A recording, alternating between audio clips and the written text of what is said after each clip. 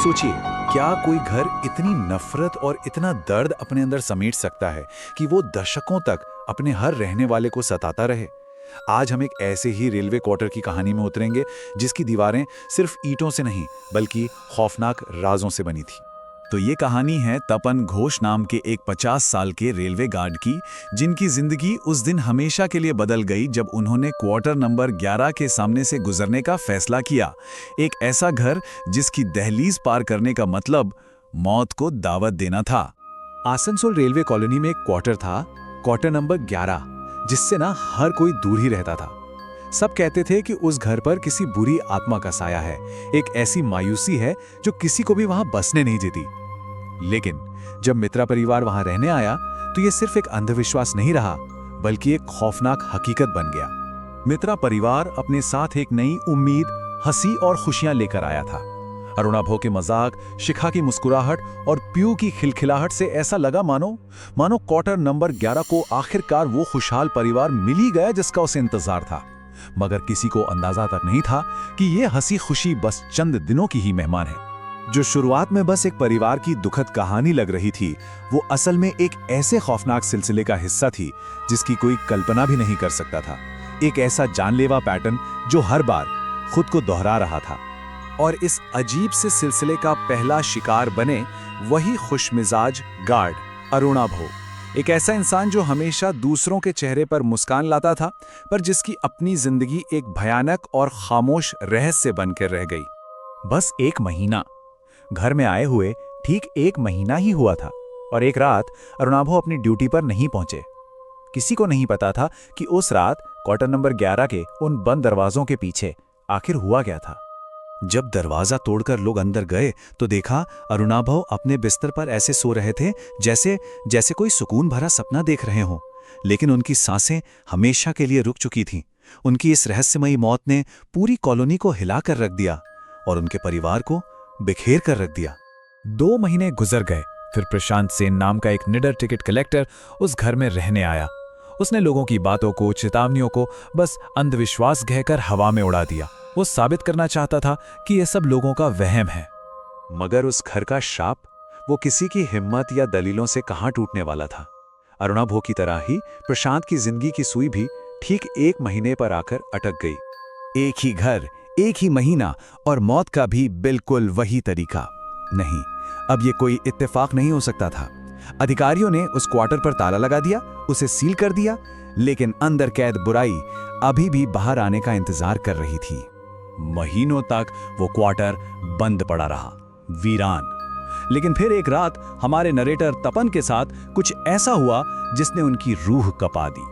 एक ऐसा तजुर्बा जो उन्हें उस घर के 60 साल पुराने दफन हो चुके राज की तह तक जाने पर मजबूर करने वाला था। उस रात तपन ने जो देखा उससे वो समझ गए थे कि क्वार्टर नंबर 11 में कुछ बहुत ही ज्यादा गलत है। और इस गलत का जवाब ढूंढने के लिए वो पहुंचे कॉलोनी के सबसे बुजुर्ग इंसान हरि नारायण जी के पास। और हरि नारायण जी ने दशकों पुरानी ऐसी दर्दनाक दास्तां सुनाई जिसे सुनकर वाकई में किसी का भी दिल दहल जाए। एक ऐसे परिवार की कहानी जिसका अंत इतना भयानक था कि उनकी आत्माएं आज भी उस घर में भटकती हैं और वो हर उस रेलवे कर्मचारी से बदला लेना चाहती हैं जो अपने परिवार से ज्यादा अपनी ड्यूटी को तवज्जो देता है। अब तपन को ये तो समझ आ गया था कि वो सच्चाई के बहुत करीब हैं, लेकिन अब वो घर की आत्माओं के निशाने पर भी आ चुके थे। उन्हें यह भी एहसास हुआ कि हरिनारायण जी की कहानी पूरी सच्चाई नहीं है। असली राज तो मित्रा परिवार के अतीत में दफन था और उस राज से पर्दा उठाने वाली थी एक डायरी। उस श्राप को तोड़ने की एक आखिरी कोशिश में तपन ने शिखा की डायरी उठाई और उसे पढ़ना शुरू किया। और जो उसमें लिखा था वो एक माँ का ऐसा भयानक कबूलनामा था जिसे पढ़कर उनके पैरों तले से जमीन खिसक गई। मतलब शिखा ने अपनी ही बेटी पीयू की जान ली थी, नफरत से नहीं बल्कि डर से और शायद बेपनाह प्यार से। वो उसे उस घर की भूतिया औरत से बचाना चाहती थी जो प्यू पर अपना हक जता रही थी, उसे हमेशा के लिए अपना बनाना चाहती थी। और जैसे ही ये सच सामने आया, क्वार्टर नंबर 11 की असली बुराई, असली विलन ने अपना चेहरा दिखा दिया। अब ये लड़ाई इंसानों और भूतों के बीच नहीं थी, ये जंग थी प्यार और कब्जे के बीच। एक ऐसी अलौकिक जंग जिसका अंत या तो आजादी था या फिर हमेशा की कैद। कमरे के अंदर जो हुआ वो एक भयानक लड़ाई थी। एक तरफ थी एलिजाबेथ की काली ताकतें और दूसरी तरफ था तपन, जिसके हाथ में बस एक अभिमंत्रित चांदी का कंगन था।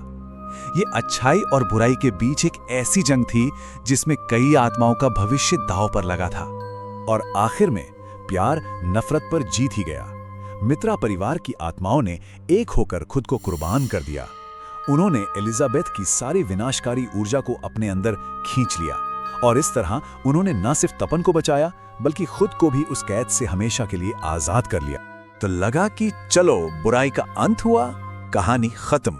लेकिन जब क्वार्टर नंबर 11 को तोड़ा जा रहा था तब मलबे के नीचे से एक ऐसा राज निकला जिसने पूरी कहानी ही बदल दी, जिसने ये साबित कर दिया कि ये पूरी त्रासदी 60 साल पुराने एक भयानक झूठ पर टिकी थी। ये कोई हादसा नहीं था, ना ही कोई श्राप। ये एक सोची समझी ठंडे दिमाग से की गई हत्या थी। इस खोज ने पुलिस को केस दोबारा खोलने पर मजबूर कर दिया और इस बार जो सच सामने आया वो किसी भी भूत प्रेत की कहानी से कहीं ज्यादा डरावना था। पुलिस की इन्वेस्टिगेशन में जो पता चला वो और भी ज्यादा डरावना था। एलिजाबेथ, वो अपने परिवार को खोने के डर से इतनी पागल हो चुकी थी कि उसने उन्हें हमेशा के लिए अपने पास रखने का एक ही तरीका निकाला, उनकी जान ले लेना, और फिर दशकों तक उनकी आत्माओं को उसी घर में कैद रखा। जब सच सामने आया तब जाके डेविड और डेजी की आत्माओं को असली शांति मिली। जहां कभी वो शापित क्वार्टर खड़ा था वहां अब एक पार्क है, एक ऐसी जगह जो इस बात की याद दिलाती है कि कितने भी घने अंधेरे के बाद एक नई सुबह जरूर होती है। तो क्वार्टर नंबर 11 की ये कहानी हमें एक बात याद दिलाती है, कभी कभी असली भूत प्रेत ईंट और सीमेंट की दीवारों में नहीं बल्कि हम इंसानों के दिल के किसी अंधेरे कोने में छुपे होते हैं।